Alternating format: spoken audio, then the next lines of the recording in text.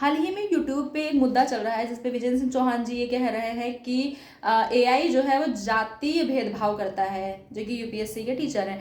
तो मैं यहाँ पे उस मुद्दे पे तो नहीं बात करना चाहूँगी, क्योंकि मेरा लेवल ऑफ नॉलेज अभी उतना नहीं है कि मैं उन सब मुद्दों पे बात कर सकूँ। लेकिन हाँ, मैं ये ज़रूर बताना चाहूँगी कि क्या एआई बायस हो सकता है या नहीं हो सकता है, और एआई कैसे काम करता है। तो सबसे पहले ये जानना जरूरी कि एआई कैसे काम करता है। एआई बेसिकली जो काम करता है वो पास्ट डेटा पे या ट्रेंड के बेसिस पे काम करता है, और जैसी उसको ट्रेनिंग दी गई होती है वैसा काम करता है। तो टेक्निकल लैंग्वेज में अगर बोले तो प्रॉम्प्ट बेस्ड आउटपुट देता है एआई आपको। जैसा आपका प्रॉम्प्ट होगा वैसा ही वो आपको आउटपुट देगा। अभी अगर आपका प्रॉम्प्ट जो है वो स्लाइटली इनएक्यूरेट है या स्लाइटली इनकरेक्ट है तो आपका जो रिस्पॉन्स आएगा वो भी वैसा ही आएगा।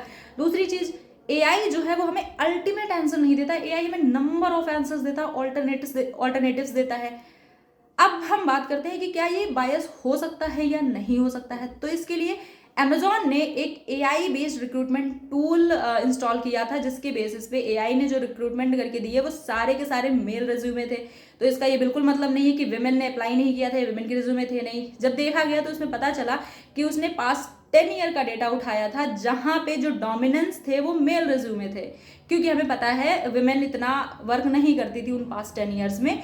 और इस वजह से उसने जितने भी विमेन नेम से रिज्यूमे थे उनने उन सारे रिज्यूमे के डिग्रेड कर दिया। अब दूसरा केस आता है जहां पे HP का एक वेबकैम सॉफ्टवेयर होता है, जहां पे वो ईस्ट एशियन की आईज को रिकॉग्नाइज करने से मना कर देता है। ऐसा क्यों? क्योंकि वो जो सॉफ्टवेयर है वो ट्रेन जो होता है वो वेस्टर्न लोगों के फेस पे और उनकी आंखों के साइज पे होता है। तो वेस्टर्न आईज जो थी वो वाइडर होती हैं, जबकि ईस्ट एशियन स्पेशली चाइनीज उनकी आंखें जो थी वो ज़्यादा नैरो थी। इस वजह से उसने उनको रिकॉग्नाइज नहीं किया। एआई को ऐसा लगा कि वो बंदा सो रहा है।